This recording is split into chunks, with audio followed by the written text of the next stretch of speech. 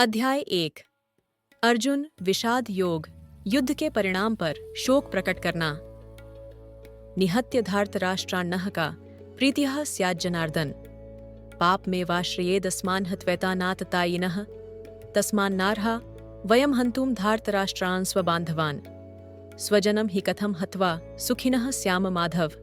हे समस्त जीवों के पालक, धृतराष्ट्र के पुत्रों का वध करके हमें क्या सुख प्राप्त होगा। यद्यपि वे सब अत्याचारी हैं, फिर भी यदि हम उनका वध करते हैं तब निश्चय ही उन्हें मारने का हमें पाप लगेगा। इसलिए अपने चचेरे भाइयों धृतराष्ट्र के पुत्रों और मित्रों सहित अपने स्वजनों का वध करना हमारे लिए किसी भी दृष्टि से उचित नहीं है। हे माधव, इस प्रकार अपने वंशजों का वध कर हम सुख की आशा कैसे कर सकते हैं। अर्जुन पिछले श्लोक में यद्यपि शब्द का 2 बार प्रयोग कर अपने स्वजनों का वध न करने के विचार को सही ठहराता है। इसके बाद वह पुनः कहता है कि यद्यपि मैं उन्हें मार देता हूं, फिर भी ऐसी विजय से मुझे क्या खुशी मिलेगी।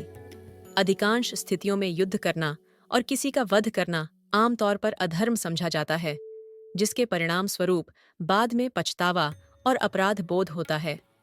वेदों के अनुसार अहिंसा सर्वोत्तम धर्म है और कुछ विशेष परिस्थितियों को छोड़कर अहिंसा को पाप माना जाता है। मां हिंस्यात् सर्वभूतानि, अर्थात किसी भी प्राणी को मत मारो। इस संदर्भ में अर्जुन अपने कुटुंबियों को मारना नहीं चाहता, क्योंकि वह इसे पाप समझता है। विशिष्ट स्मृति में 6 प्रकार के आक्रमणकारियों का उल्लेख किया गया है, जिनके खिलाफ अपनी रक्षा का अधिकार है। 1. किसी के घर में आग लगाने वाला।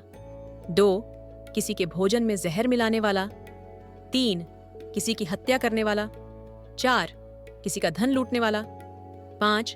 पराई स्त्री का अपहरण करने वाला। और 6. दूसरे का राज्य या भूमि हड़पने वाला। इन सभी अत्याचारियों से अपनी रक्षा करने और उनका वध करने का अधिकार सभी को है। मनुस्मृति श्लोक 8:308 में कहा गया है कि यदि कोई ऐसे अत्याचारियों का वध करता है तो उसे पाप नहीं लगता। यद्यप्येते न पश्यन्ति लोभोपहत चेतसः, कुलक्षयकृतं दोषं मित्रद्रोहे च पातकम्, कथम न झेयमस्माभिः पापादस्मा निवर्तितुम्। कुलक्षयकृतं दोषं प्रपश्यद्भिर्जनार्दन जी 3।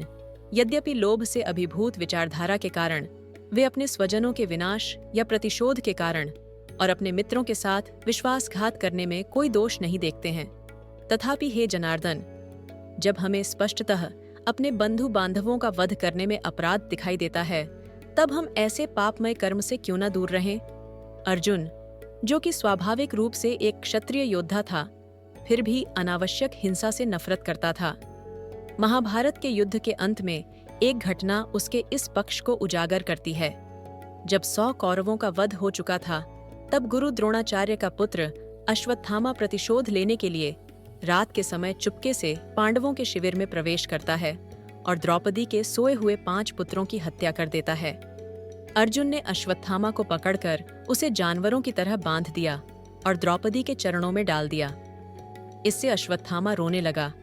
फिर भी द्रौपदी, जो कि अपने पुत्रों की मृत्यु से दुखी थी और क्षमा की भावना से भरी हुई थी, ने कहा कि अश्वत्थामा उनके गुरु का पुत्र है, इसलिए उसे माफ कर दिया जाना चाहिए।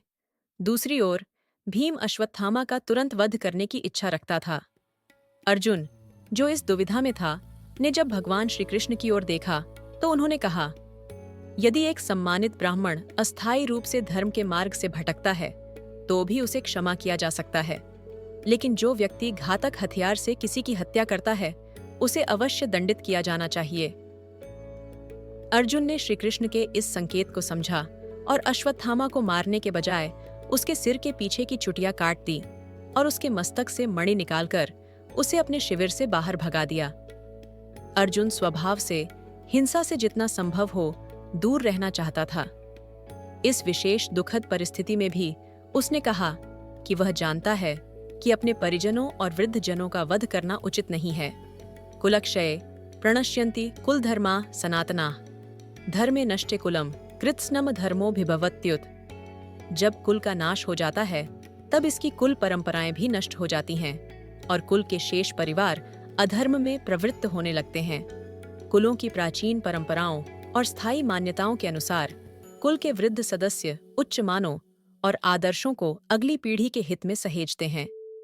ये मूल्यवान परंपराएं कुल के सदस्यों को मानवता के मूल्यों और धार्मिक मानदंडों का पालन करने में सहायता करती हैं। यदि कुल के वृद्ध सदस्यों का अचानक निधन हो जाता है, तो आने वाली पीढ़ियां उनके मार्गदर्शन और शिक्षा से वंचित रह जाती हैं। अर्जुन का तात्पर्य यह है कि जब कुल का नाश होता है, तब उसकी महान परंपराएं भी खत्म हो जाती हैं और इससे कुल के अन्य सदस्यों में अधर्म और व्यभिचार की प्रवृत्ति बढ़ जाती है, जिससे वे अपनी आध्यात्मिक प्रगति का अवसर खो देते हैं। इसीलिए अर्जुन के अनुसार कुल के सम्मानित वृद्ध सदस्यों को कभी भी नहीं मारना चाहिए।